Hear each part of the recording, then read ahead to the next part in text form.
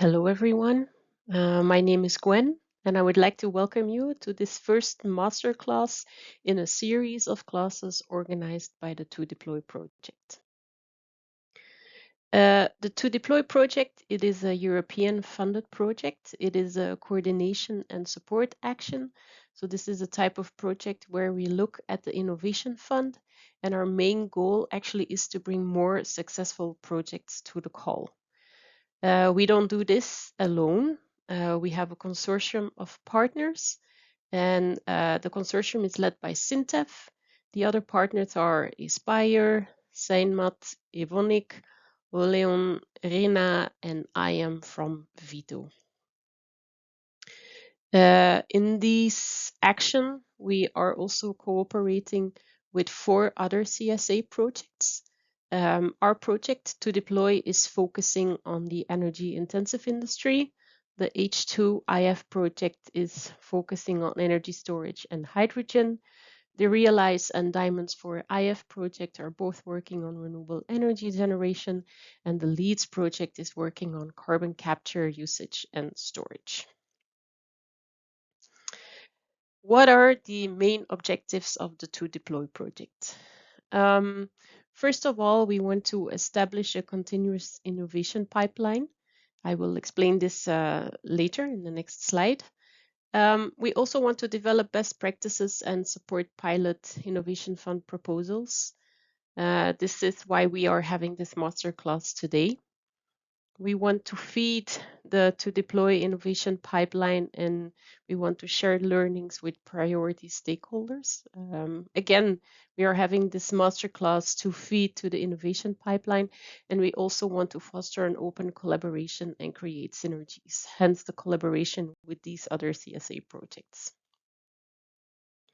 The graph on this slide shows you what we mean with the innovation pipeline. It's actually made up of 4 steps.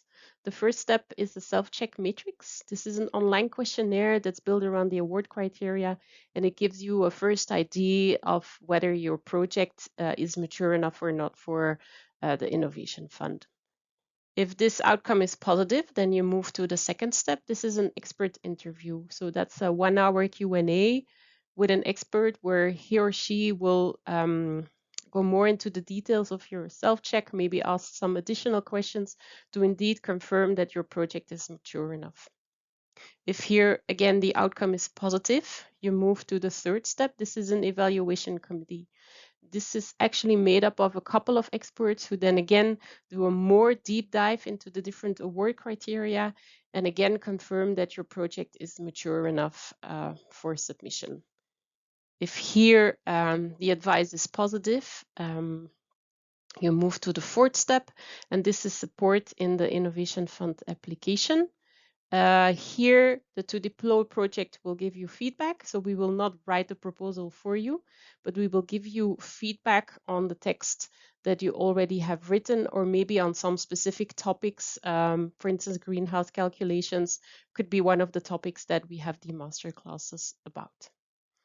If at some point you need to leave the pipeline because the project is not mature enough, we also foresee some advice and feedback on potential other funding opportunities. So how did we actually come to this concept of the master classes? I will explain a bit the development process that was behind it. First of all, we evaluated the material from CINEA that's already available. In a second step, we also analyzed the lessons learned from the previous calls. This was shared to us by CINEA and the European Commission. And finally, we also interviewed several stakeholders, large companies, SMEs, partnerships, evaluators, just to see where the difficulties were in the submission of the proposal.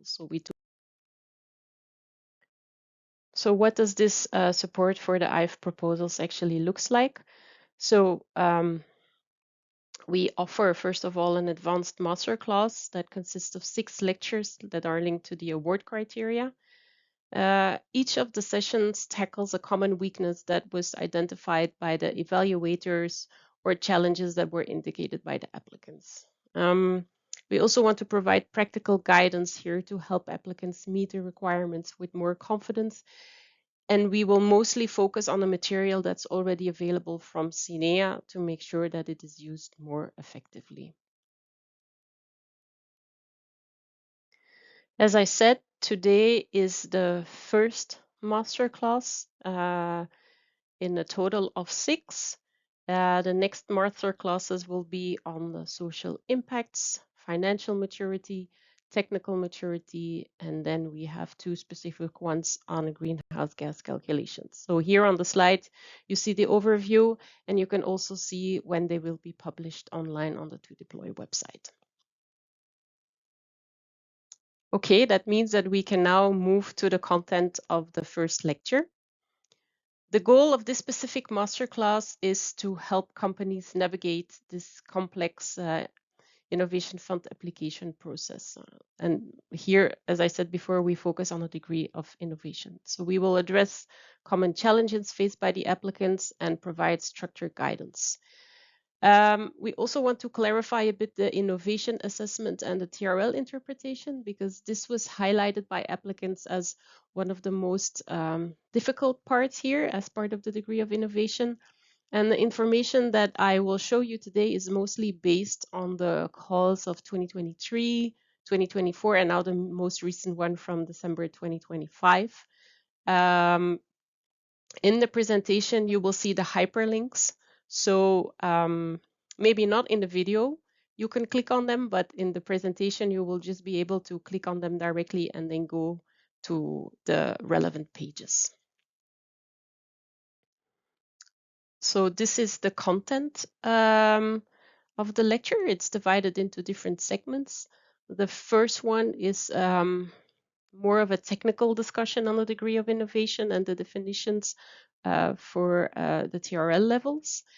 The other sections are more focused on the call itself, on the procedure, the templates, where you can find the material needed. And then finally, we also offer you some additional advice. So we have a strategy checklist that we prepared ourselves within the project. And then we also have some good practices and lessons learned from CINEA and DJ Climate. Okay, so let's move to the first section here on the degree of innovation and the TRL definitions. First, I will explain some main concept or provide you the definitions just to make sure that we are all on the same page, so that for every concept we understand the same thing. The first concept is the degree of innovation. This defines how far a project goes beyond the state of the art, the commercial and the technological state of the art. And CINEA defines 3 levels: very low or incremental, then intermediate strong, or very strong breakthrough. The second concept is the technological state of the art. This refers to the most advanced technical solution that has been demonstrated anywhere. It goes from 1 to 9. The commercial state of the art explains the mainstream commercial standard that is available today. So that is the technology that's already widely available in the market. And then we have the TRL, the technology readiness level. This is a maturity scale for a technology. So it states how ready or how mature the technology is. And it goes, as I said before, it goes from 1 to 9. So actually, this degree of innovation, it is derived from the technological state of the art, the commercial state of the art, and the technological readiness level. So it is actually derived from where your project sits in relation to these 3 concepts. Okay, moving to the degree of innovation. This is always in reference to something that is already there. And for the Innovation Fund, the reference point is the EU level. So you can see, as I already said before, that CINEA defines 3 levels: very low or incremental. These are minor changes or improvements to existing solutions or limited new knowledge or technologies. The second level is intermediate or strong, and this refers to new or considerably changed solutions, novel combinations of mature technologies, or a scale up of innovative technologies. And finally, the third level is very strong or breakthrough. It refers to completely new solutions, and it leads to significant changes that are transforming markets or industries or creating new ones. It is important here to know that Innovation Fund will only support intermediate, strong, very strong, or breakthrough innovations. And in order to show that you have one of these innovations, you also have to show that you are overcoming major barriers. It's also important that your project effectively contributes to the EU climate goals. And as I said before, the reference point is always the EU level, except for small scale projects. There it can also be national level. And it's also important here to mention that for pilot projects, a higher degree of innovation is expected. You can see all of this in the 2025 call. Linked to the degree of innovation, there are 4 types of innovative actions. So these actions support technologies, business models, and processes that are not yet commercially available. The first one is first of a kind commercialization or large-scale commercial size demonstration. This is actually, it replaces the current process with a completely new route. And it can be previously proven at a pilot or smaller scale or a large demonstration plant. The second type is a scale-up or a broad rollout. Here you are deploying a novel but proven technology at full industrial capacity for the first time, and is covered by the Investment Innovation Fund if it has a significant contribution to the decarbonization. The third type of innovative action is a second of a kind or more of a kind commercialization. This, for instance, can be where you repeat a novel approach at a bigger scale or a new location, but the costs are still too high to be commercialized without public support. And then finally, we have a small scale demo or a pilot plant.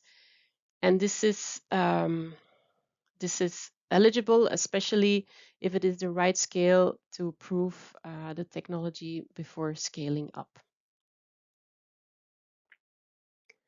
Defining the degree of innovation is inherently subjective. So to help you decide on the type of innovation, we have developed a very simple decision tree.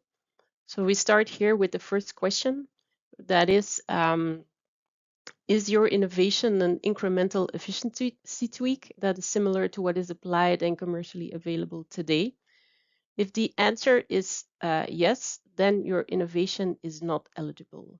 If the answer is no, then we move to the second question, which is it the very first time in the EU that this innovation or this technology is deployed at full industrial or commercial scale, or that it is demonstrated at large scale? If the answer is yes, then you probably have a first of a kind or a large scale demo.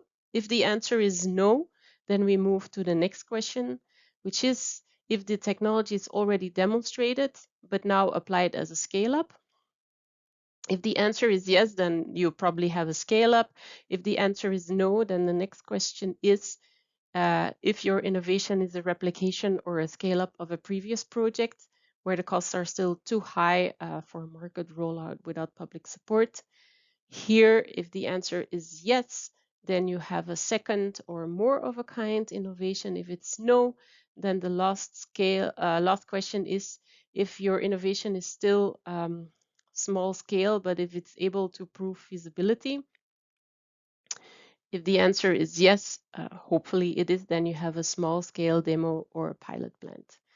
So here for this type of innovation, as I said, it is subjective. It's really up to you to offer enough arguments to state why your innovation is this or the other type.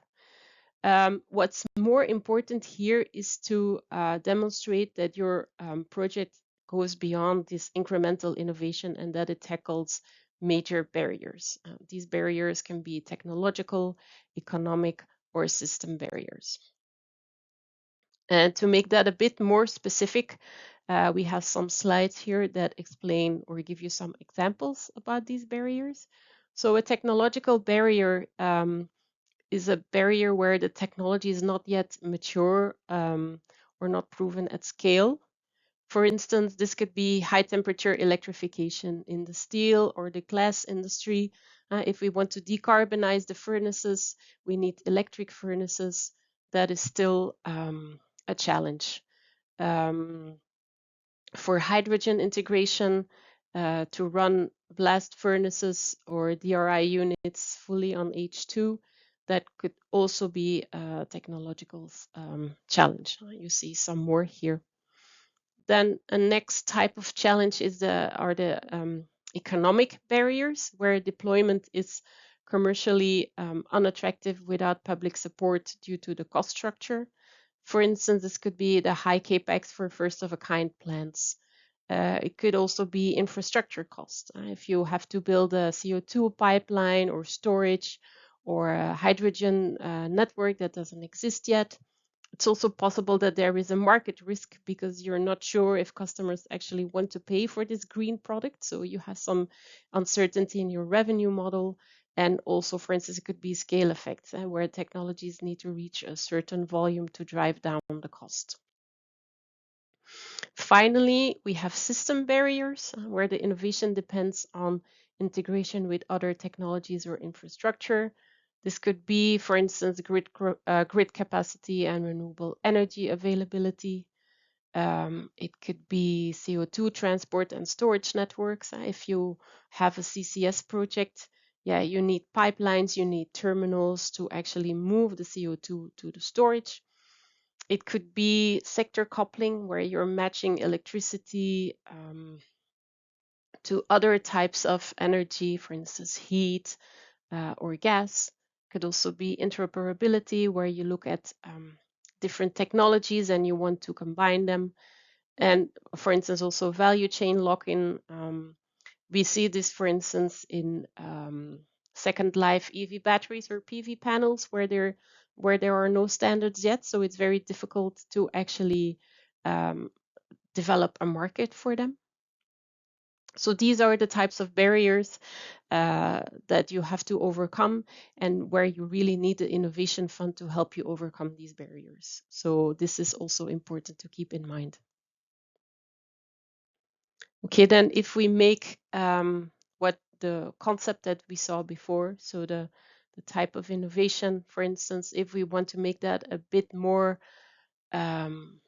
concrete for the energy intensive industry, I have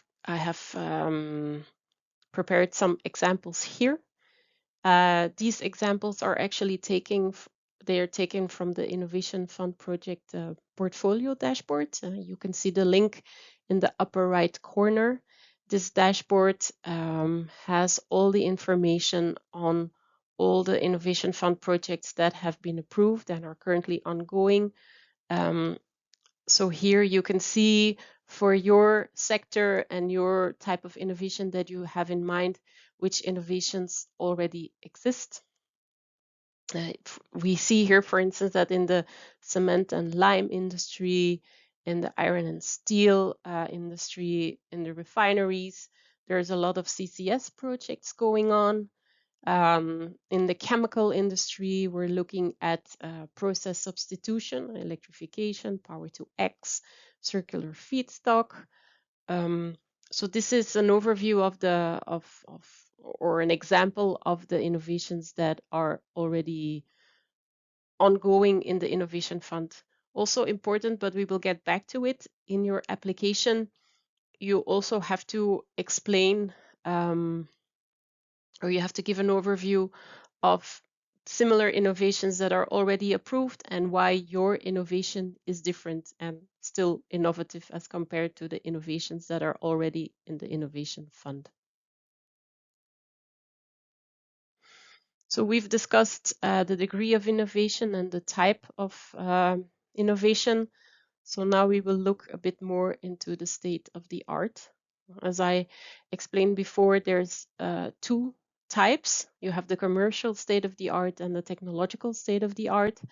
The commercial state of the art that offers the characteristics of the commercially best available solution that is most similar to the proposed one, and the technological state of the art are the already proven characteristics of proposed technological solution at the highest TRL level.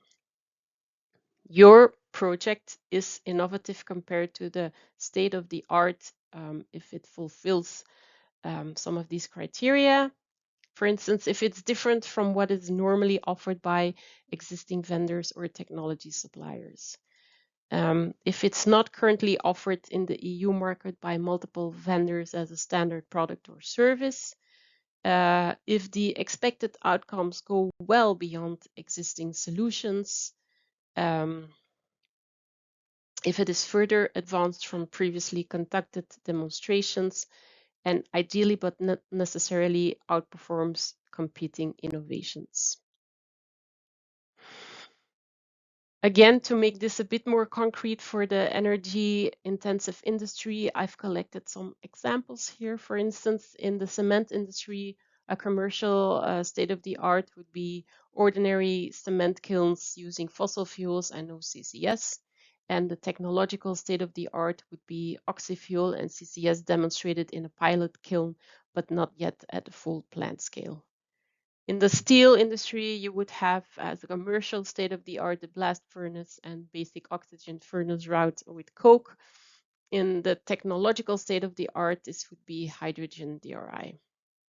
For the chemicals, commercial state-of-the-art could be a fossil-based ammonia plant using natural gas steam reforming, no carbon capture, while the technological state-of-the-art could be ammonia production based on renewable hydrogen with pilots and demos, but not yet widely deployed.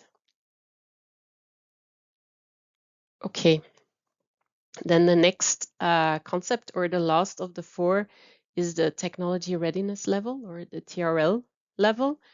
This evaluates individual components. There's different definitions for the TRL levels, and this was also a specific question by the participants about which definitions they needed to use. Cinea has confirmed that we are using the Horizon Europe definition. So you can see the link there on the screen, and also I have put the figure there. So these are the TRL levels that we are using, or the definitions that we are using. For the 2DPLOY project, we need a minimum TRL of 6. And also because this is, again, not easy to assess based on these definitions here, there is a Horizon Europe NCP portal. It has a TRL assessment tool. It explains more in detail what these levels mean, and also for different sectors. So I had a look there, and there is one for the industry. And so I just want to show you a bit more in detail what that would mean. So in this tool, they explain the TRL levels for an industrial process. So a TRL 6 would be a pilot design that is built, a small scale plant. TRL 7 would be a pilot that's operated successfully, so you have a continuous operation in a relevant time frame. A TRL 8 would be a demo plant is proven, so here you have a larger scale with continuous operation and stress test. And a TRL 9 would be commercial operation where you have a full scale plant running in real conditions. So just have a look at that tool and play around with it. There's also a lot of examples there. So that would definitely help you decide on the TRL level of your innovation. Now, something that I didn't mention before, I didn't talk about the system readiness level or the commercial readiness level, but you will have to, in your feasibility study, you will have to discuss these as well. So I just want to add them here. I also put the source from where I have this information to also guide you a bit towards these ones. So system readiness level, actually, it looks at the whole, at the system. It looks at the system as a whole, how the individual parts come together. And I like this last sentence from that source. If the TRL asks, does it work? The SRL asks, does it work together? So this is a very short summary on the system readiness level. And I also added the same for the commercial readiness level. And of course, this looks more at the commercial, at the business side. So again, I just look at the last sentence. The CRL asks, have we identified the right business model? Is the value proposition validated with real customers? Can we scale demand and distribution? So if you put these three together, the TRL, the SRL, the CRL, they each have 9 levels. So it's always in groups of 3. So here you can already see a bit also for SRL and CRL how these different levels are defined. You can have a look at the source. It has more explanation there. And of course, you can also look for your own references. Right, so we have now discussed the state of the art, the TRL, and the degree of innovation. And now the next question is, how do they come together? How can we, based on the TRL level or the type of innovation and the state of the art, how can we define the degree of innovation? And so I was thinking about this, and I made this this graph. It is not set in stone, so of course it's up to you. You have to decide on the degree of innovation. But for me, this helped me understand better how these different concepts are interlinked. So, for instance, as we already said, incremental innovation is not supported by the Innovation Fund. So what would incremental innovation be here if you look at the graph? So on the horizontal axis, we have the position of your project versus the state of the art. So on the left, we have the commercial state of the art. In the middle, we have innovations that go beyond state of the art, but the commercial state of the art, but not the technological state of the art. And on the right, we have innovations that go beyond the commercial and the technological state of the art. Then on the vertical axis, we have the TRL level and the type of innovation. So for instance, if you have an innovation that is TRL 9, but it is commercial state of the art, so it's an incremental improvement, an incremental innovation, then it would be an incremental innovation and it would not be eligible. You could, of course, also have a TRL 9 project that goes beyond commercial state of the art. And then, of course, you would have intermediate or strong innovation and it would be eligible. So again, to make this a bit more concrete, I've added some examples in the next slide. For instance, as I said, this incremental innovation, it could be in the red box below, an incremental energy efficiency upgrade. It could be, for instance, A small improvement to a heat exchanger which makes the process more efficient, but heat exchangers are already widely commercially available, so this would not be the type of innovation that is eligible for the innovation fund. An example of an intermediate or strong innovation could be a CCS integration demo for cement. There you would have a TRL of 7 to 8. This type of innovation goes beyond the commercial state of the art because full-scale CCS is not yet market standard in cement, but it doesn't go beyond the technological state of the art because CO2 capture is already proven in other industries. Another example here is the hydrogen CCUS pilot. This is a TRL 6.7. It's a first of a kind demo. It's not widely proven yet in the industry. It goes beyond the commercial state of the art, but it is a bit on the interface between technological state of the art and beyond technological state of the art. So we position it there, but it would definitely qualify as a strong or very strong innovation. And then the final example that we put here is composite recycling for a new process and a product. Again, this is a TRL 6.7 pilot scale. It goes beyond the technological state of the art because you're making a new process that didn't exist before commercially, and you could also be looking at creating a new product. So that's why we put it here in the green box and ranking it as a very strong or breakthrough innovation.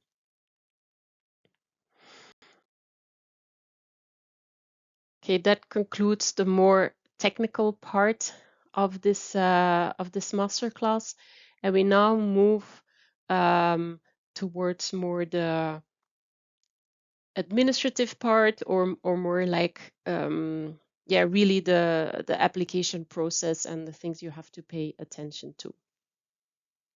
Again, with a focus on degree of innovation. So we start with the evaluation and award procedure. So there are different steps in the procedure to select the project for the innovation fund. You have first, you have to pass the eligibility and admissibility. Then your project will be evaluated against the award criteria that we will see in the next slide. And then there is a list of pre-selected projects that will be consulted with the member states. And here either the project will be granted, or if it doesn't pass, but for instance, if you reach a minimum threshold for quality of greenhouse gas emission avoidance and degree of innovation, your project will be proposed for project development from the European Investment Bank. I also put the timeline for the current call in the right corner below. So I mentioned already a couple of times these award criteria. There are actually 5, and degree of innovation is one of them.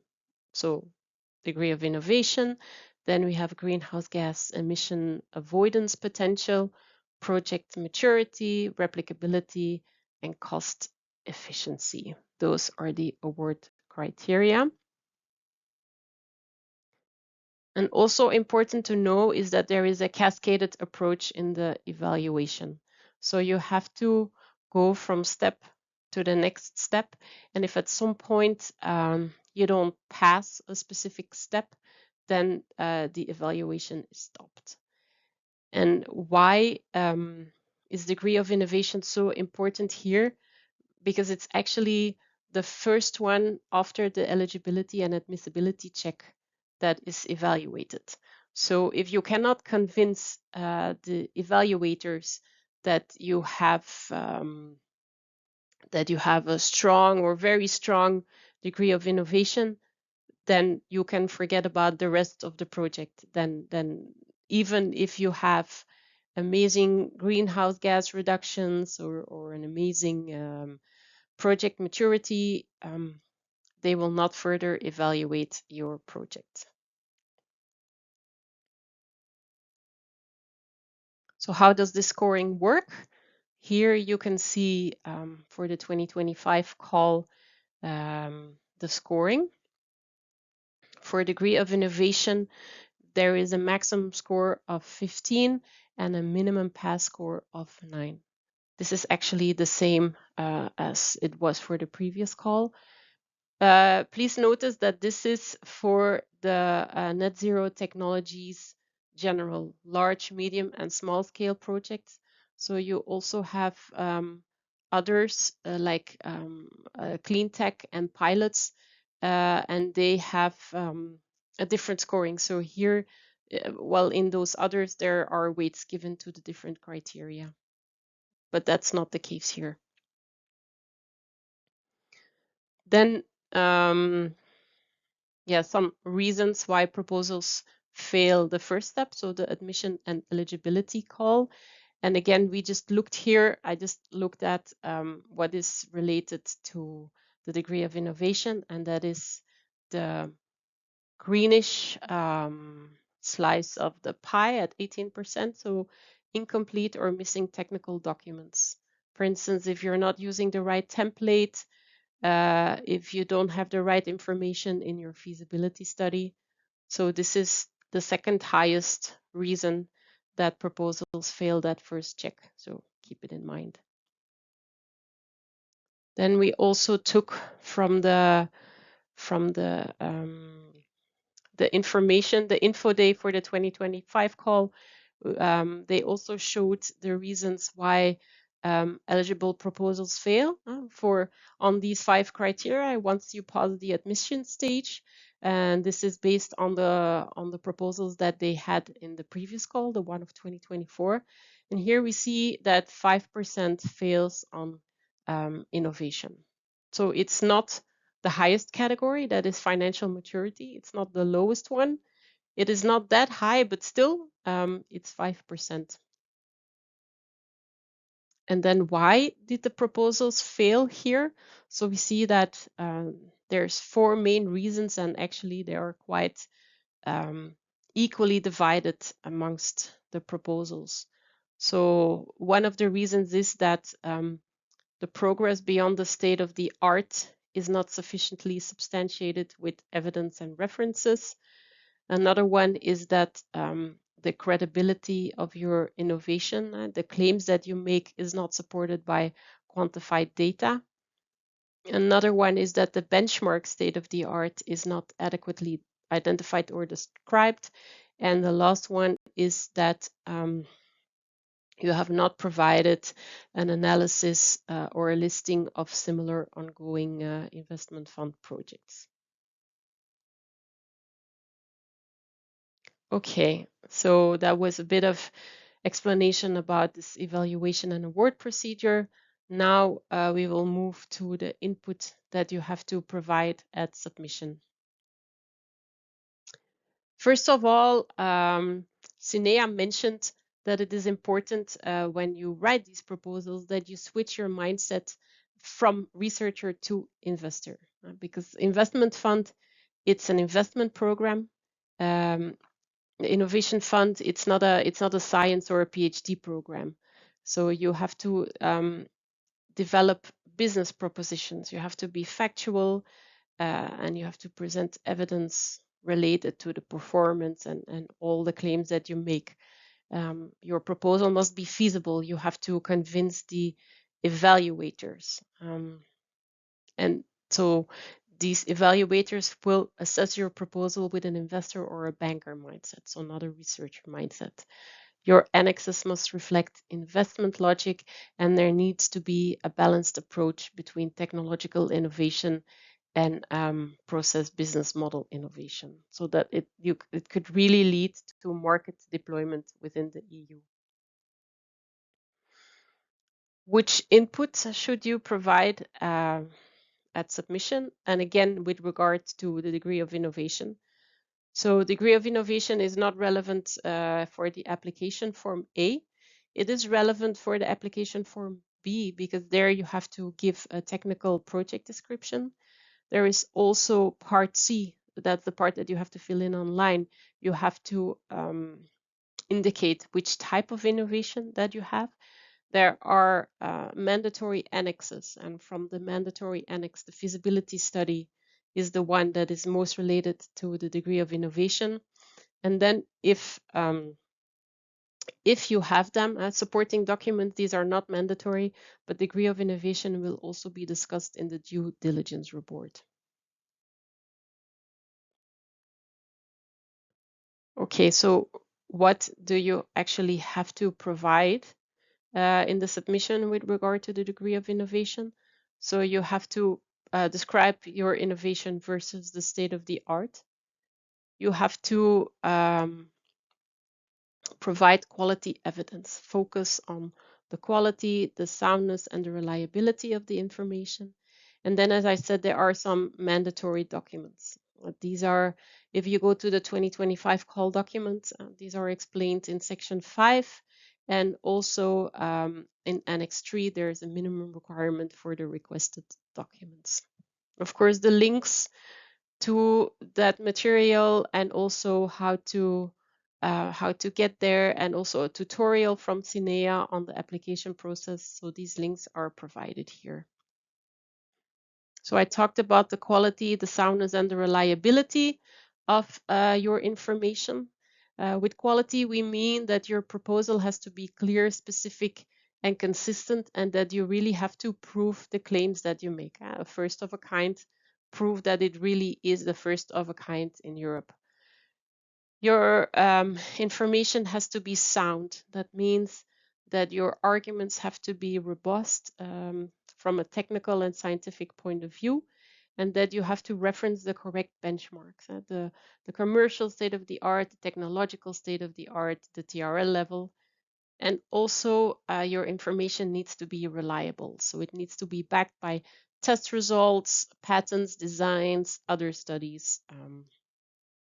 You will need to have the proof. Okay, then specifically for the application form B, so this is the technical description. The first section is a section on degree of innovation. So there's two parts here that are relevant, the state of the art, commercial and technological state of the art have to be mentioned there. Innovative elements that are already demonstrated in other investment fund projects. We saw one of the reasons why projects fail degree of innovation is that they don't provide or clearly show these elements. And of course, the focus has to be on the EU level, except if you have a small scale project. And then the second part is that you have to describe the innovation beyond the state of the art. How does your project go beyond the state of the art? You have to link this to key performance data from the feasibility study. How does the project go beyond incremental innovation? Again, you have to link it to the feasibility study. Here is the place where you mention the barriers that you have to overcome and the expected increases in the TRL level, the system, the technology, the system, and the commercial readiness level, what we discussed before. And also why the scale that you propose, why that is the most appropriate one. Again, we put some links below for additional information from Cinea. Maybe also here, I can already mention this, what's also very important in your submission, not only for degree of innovation, but for everything, because you will have to give the same information in different parts, in the part B, in the feasibility study, in the due diligence. So it is important here that you are consistent in the information that you provide. Make sure that the TRL levels are the same in all of the documents, that all the numbers that you provide, all the statements you make, that they are consistent in all of the documents, just as a side note. So I also mentioned the part C. So this is an online document. So here you just have to select the type of innovation. There's also Cinea tutorial on how to fill in the Part C. And also, as I said before, or just now, be consistent. Make sure that what you put here is the same as what you put in the rest of your proposal. And then the mandatory annex, the feasibility study. Here you have a template that is available. It is not mandatory, but it is recommended. So if you decide not to use this template, then you have to really provide the same level of detail and information as what is requested in the template. And so the data in the document should prove that what you're proposing is innovative, and it should support the claimed technical and commercial readiness. And then the other document that is not mandatory, but it is a supporting document. This is the due diligence report. The feasibility study, that is quite a big document. So just to explain a bit what is in here, I tried to summarize it. So there are 3 parts. There is the project setup, the objectives and design, and the feasibility and analysis. So the project setup, this is the project description, the background info, situation as it is, location, and regulatory context. The objectives and design, they contain the SMART objectives, so specific, measurable, achievable, relevant, and time-bound, and resources and feedstock availability. So this is related to the supply and value chain. And then the third part is the feasibility and the analysis. So this is where your technical assessment goes. So the TRL and a techno-economic assessment. This is where you put your expected project output, quantified, and this is also where you put risk analysis and management. We also have another, related to this, we have another masterclass on technical maturity, and in that class they will also go deeper into these aspects. Okay, so we've explained the award procedures, the input that you need to provide. I will now go over the material that is available from Cinea. So there's actually 4 types of material that is available. So we will show you an overview of the existing documents and webinars and templates, again, with regard to the degree of innovation. We'll also show you how you can navigate to this material. There's often more ways to get there, so it's just that you have an idea of the structure of the knowledge base. We've also summarized the key information that is available in the resources, and we just want to ensure that you're well prepared by making the resources easy to access. And so that will save you time. It will be more efficient if you already know where to go. So first of all, there is the call document. I put the link to the newest, the 2025 call document. Of course, you have to read this before, definitely before you dive into the details of the different award criteria, because this shows you, or it explains how the proposals will be assessed. So that means that you will also better know how to prepare for the application. You can go either through the Innovation Fund program page on the Cinea website or through the EU funding and tenders portal. And there is also an option to complete the self-check questionnaire. It's different from the 2DPLOY one. But this is a high-level orientation on the potential fit and readiness of the project. And in the second step, there is that's a project fit. So this is linked to the degree of innovation. So what is in this call document, or at least the relevant document, is the Annex 1 innovation in relation to the state of the art. Basically, what I explained to you in the first part of this masterclass, Those are the things that are in there: the degree of innovation, the definitions, the type of innovative actions, definition of state of the art, commercial, technological, and then also some examples. How to get there, I will not explain this. You just have to click on the link and then follow the explanation here, or the different steps. So this is one option, is through the SINEA website. This is what it looks like, the structure. And then the other option is through the EU funding and tenders portal.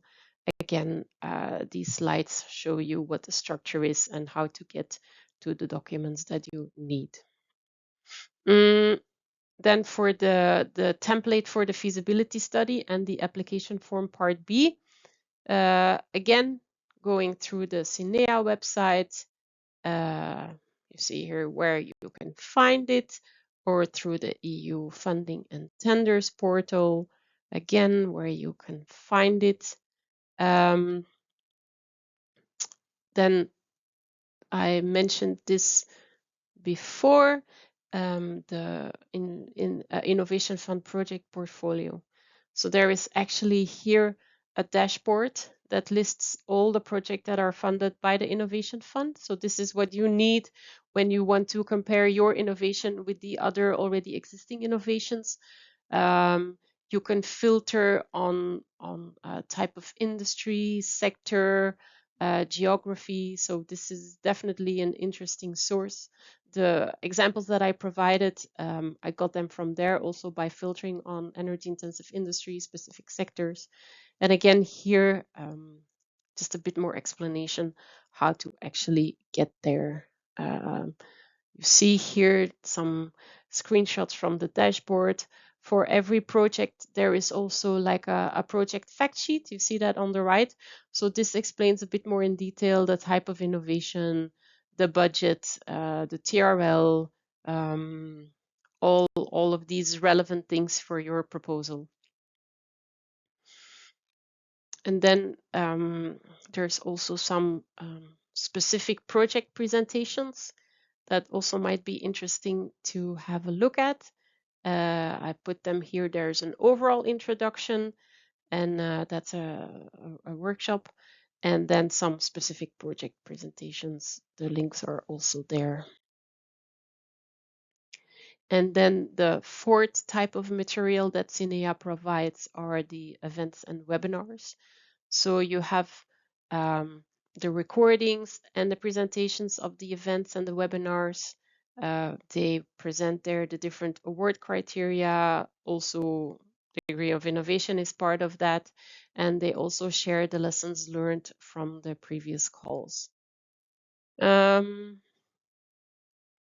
is the link to the most recent webinar, the Info Day on the 2025 call, where they explain in more detail the degree of innovation.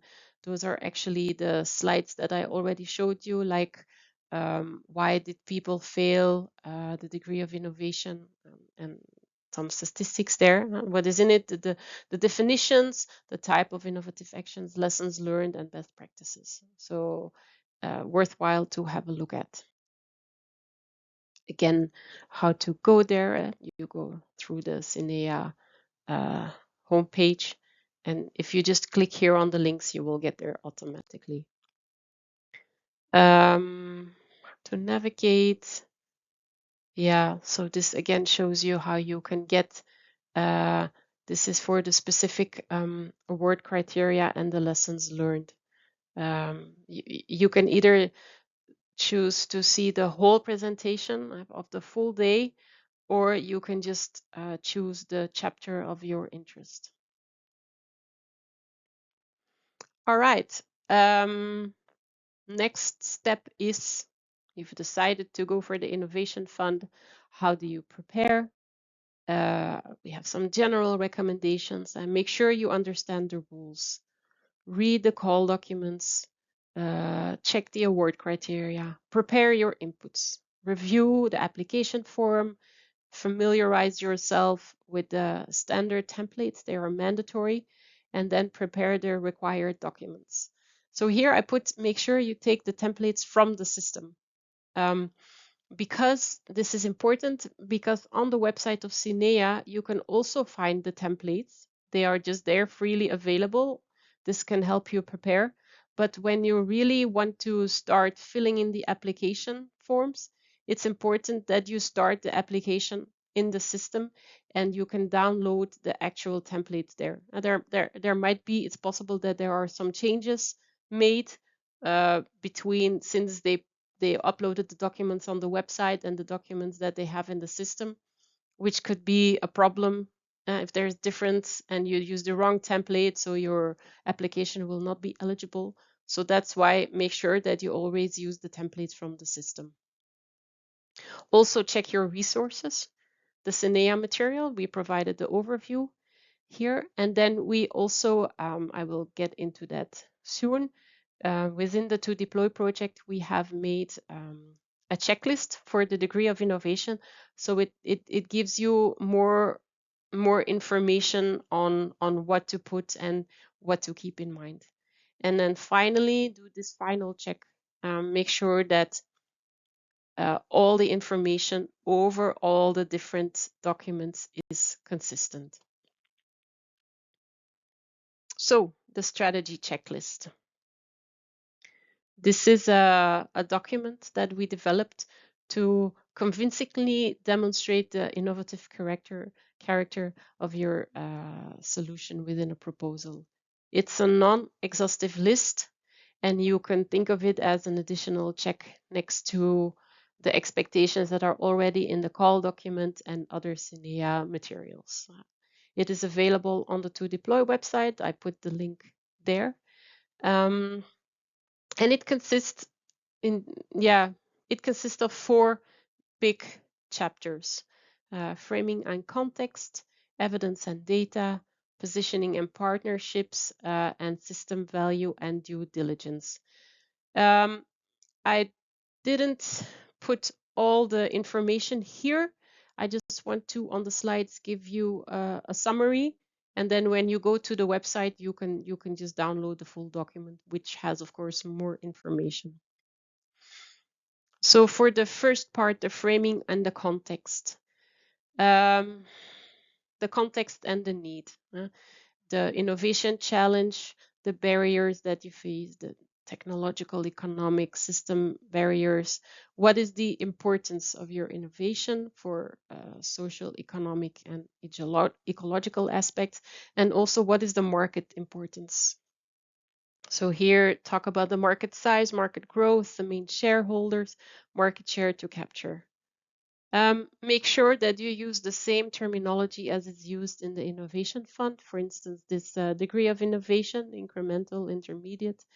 And think about the degree and the type of innovation. So once you have defined these, also then provide the arguments to support the definitions that you went for. Make sure that you have a multi-layered evaluation at different levels. And if you have IP, that enhances the overall level of innovation. Keep that in mind. The next one is, the next chapter is evidence and data. You have to benchmark you have to have a benchmark and versus the state of the art. So give this thorough description of the technological and commercial state of the art, compare it with existing alternatives, what are your main key KPIs and benefits, and then benchmark it against ongoing innovations and the granted innovation fund proposals, highlight unique features. Then the technological maturity and the TRL.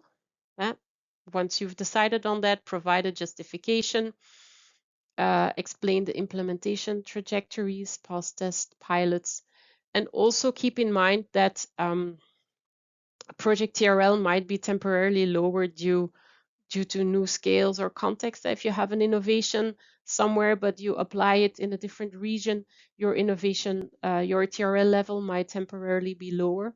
Or if you have multiple innovative technologies that have separately a high TRL level, but then you combine them, the TRL level might be lower because you are probably facing system barriers, for instance, to link all of them together.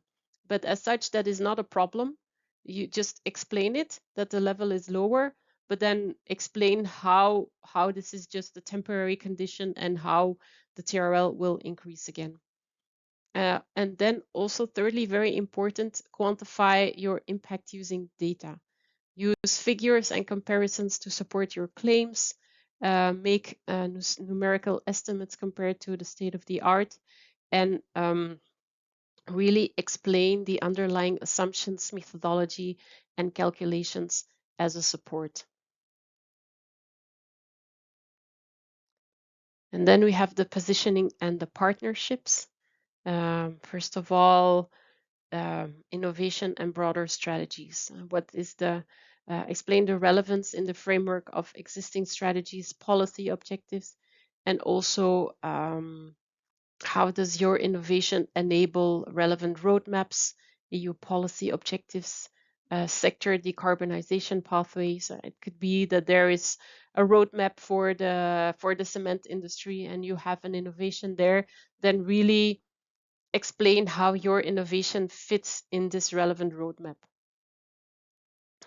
Also list relevant projects and also think of strong partnerships, because this will enhance the credibility and it will build trust for the evaluators. And also address replicability.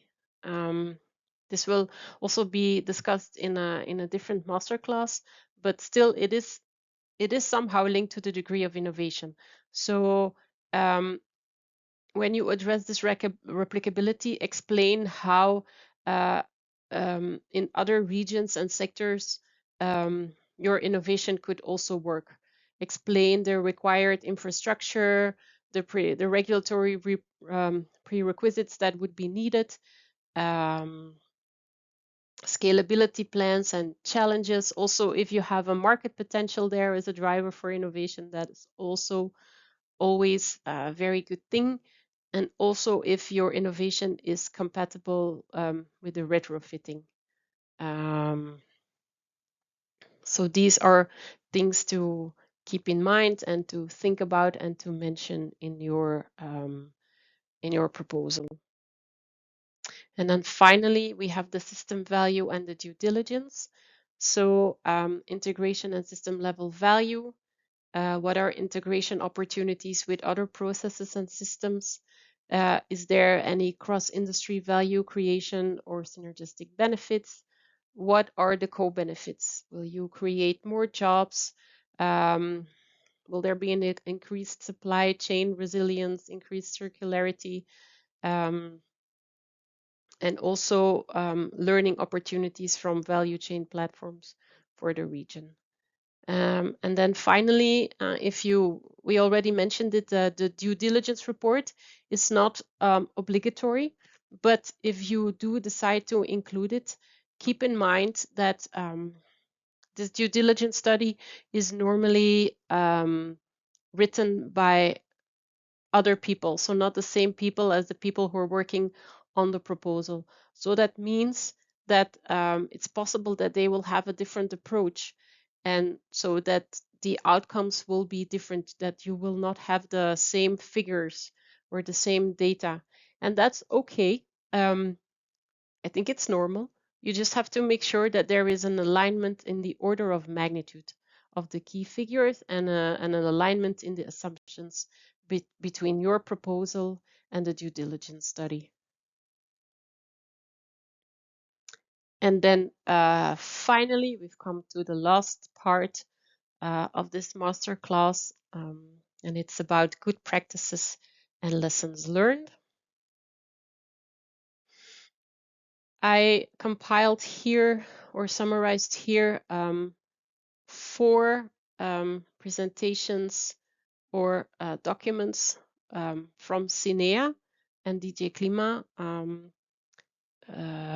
I already showed them to you, at least for the 2025 call. The reasons for failure on the degree of innovation. So they also did the same exercise when they launched the 2024 call, but here then it was based on 2023 call data. There's also a chapter on lessons learned that was presented in the Innovation Fund Synergies workshop.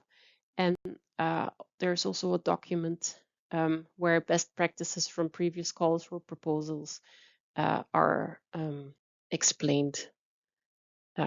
So you remember this slide I already showed you. So this is one of the things that they showed in this 2025 call info day based on a 2024 call. They give some advice, describe relevant state of the art, identify how your innovation goes beyond the state of the art, and provide evidence. I think we've already mentioned this before. This is also part of our strategy checklist, for instance. Another screenshot from the 2024 call, best practice for a degree of innovation. I think it's very similar to what was already said. Here, I also summarized the best practices from this synergies workshop. I will not go over it again in all detail. I think it was already mentioned before. And also here, this is also from that same workshop where they they emphasize consistency, clarity, and reliability. And the last one is from this report of best practices from DJ Klima. I liked this this figure because it gives a very clear and stepwise process on how to go about this description on of the degree of innovation. So the state of art, the key performance indicators, the barriers, these all of these things that you have to keep in mind. So I like this figure. It's a document. There's also a webinar available. You can find it by clicking on the links. Okay, so that concludes this this masterclass, this first masterclass for the Innovation Fund, focused on the degree of innovation. Thank you very much for taking your time to listen. We of course wish you all the best in your application. If you have time, we would love to hear from you. We would love to know what you liked about this lecture, how we can improve it. So please scan the QR code or click on the link to fill in the feedback form. You can find our project online on the website and also via LinkedIn. My name is Gwen. I work for Vito and hope to see you soon. Thank you. Bye.